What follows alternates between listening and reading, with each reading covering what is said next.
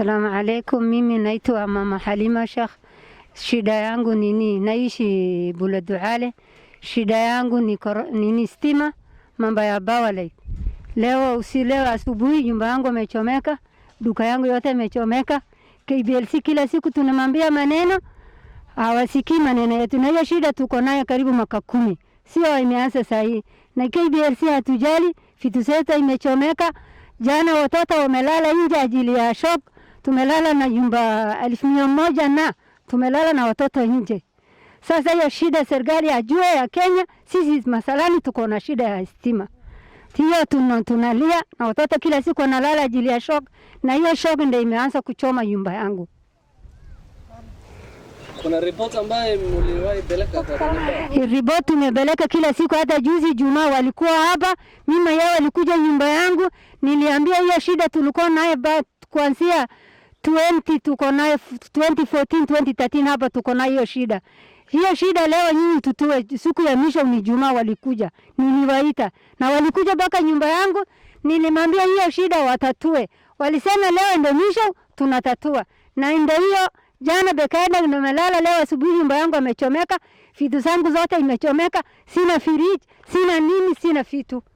Na nyumba ndio imebaki peke yake. Vitu zangu zote imeenda. Na majirani ama ni wewe peke yako umechomeka yako? Majirani wamechomeka, wengine fridge imechomeka, wengine TV imechomeka, wengine vitu zingine imechomeka. Iko 5 au 6 vitu zako wamechomeka. Sio mimi peke yangu. Na watoto tumelala nje, manyumba zote ni shock. Watoto 1200 wamelala jana nje hii baridi. Na Kenya bawa lazima wanaona hiyo shock na hawatujali. Sasa tunalia kwa serikali kuu wajue shida yetu. Okay, ungependa usaidie nani? Mimi nikempenda wanisaidishie vitu zangu na pia Kenya hiyo shida peke yake watatue. Hiyo shida ndio inatusumbua. Sana inatusumbua. Kila siku tunalala. Baada siku 2 tunalala nje. Baada siku 2 tunalala nje. Baada siku 2 manyumba ni shock tunalala nje. Kama watoto 1200 leo wamelala nje. Sasa shida gani tena tunangoja kukulika hapa? Na wengine wenye wamezaa juzi, wengine ni wenye mzito, wengine baada wamelala wamezaa siku 10, watoto wamelala baridi. Kwa sababu manyumba ni shock, hawaingia ndani. Mtoto amezaliwa siku 10, alale nje. Mama amesikiaje sasa? Hiyo shida ndio tuko nayo. Bismillahirrahmanirrahim. Magacayga Milyan Ahmed. Maxaana ka caawinahaynaa Satiimarka waa bari township iyo waa bari waanahay labada waan isku jirnaa.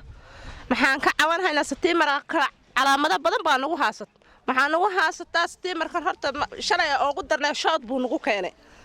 Beecshiraalay baan ha ku taamiyay oo dhan way naga gubteen. Maxaan naga gubteen fridge TV waxa dhan way naga gubteen. Midda kale waxaan wax had nagu bilaabdana ma aha. Cabashadayna ma dhawaayeen. Maxay nagu bilaabday 6 sanad 7 sanad.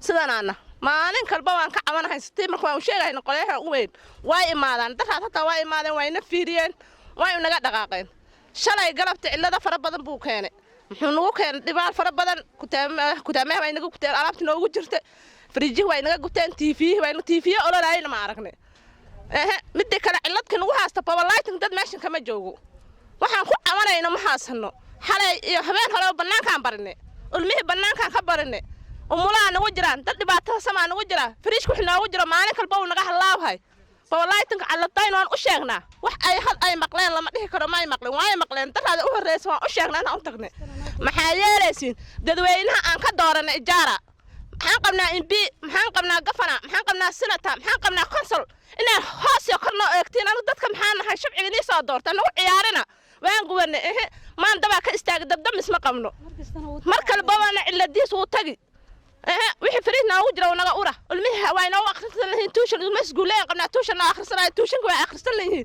maxaa ka sii badan ciladku ma nagu keenay ku taamiyo oo dhawaynaga fridge waynaga gubteen ulmihi shood mataar qaraan banaanka xalay balbalaya la seexna ulmaha waxa soo dhib maaha mahna eegaan dadkan dooranna oo soo dooranna iyo ma arakan baniga naftiisana eegaana cilada naga bixiyaan xishaad ku jira naga bixiyaan naga saara rabna magdhawna waan u baahanaa anu ku taamay naga gubteen xoolaha naga gubta hantaa naga gubatay magdhaw waan u baahanaa in la siiyo TV naga gubteen power light inay magdhabna siisaan baahanaa maanta mana ka rabna arrin maxay noqonaysaa kayna oo dhan qabsanay maxaan shalay wiil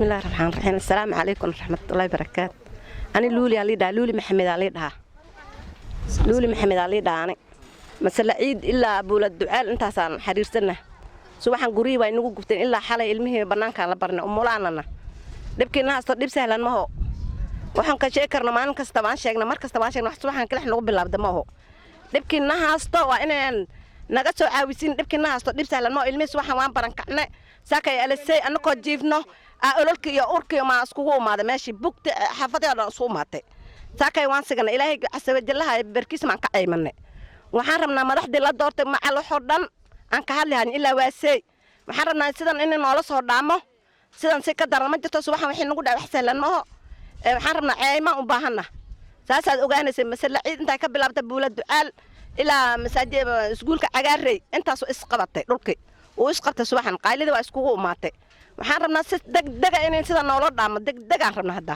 raali kuma wadatiin raali ma ku wadatiin ma iswada qabnaa isku afmaanan bas waad arkaysiin waxay dhibana haasto subaxan ana maxay iga gubtay firiish cunug umulaanahay saakay maxaan arkay guriga qiiqay tiifina waa iga gubatay firiishkii wax oo dhan uu isku qarxay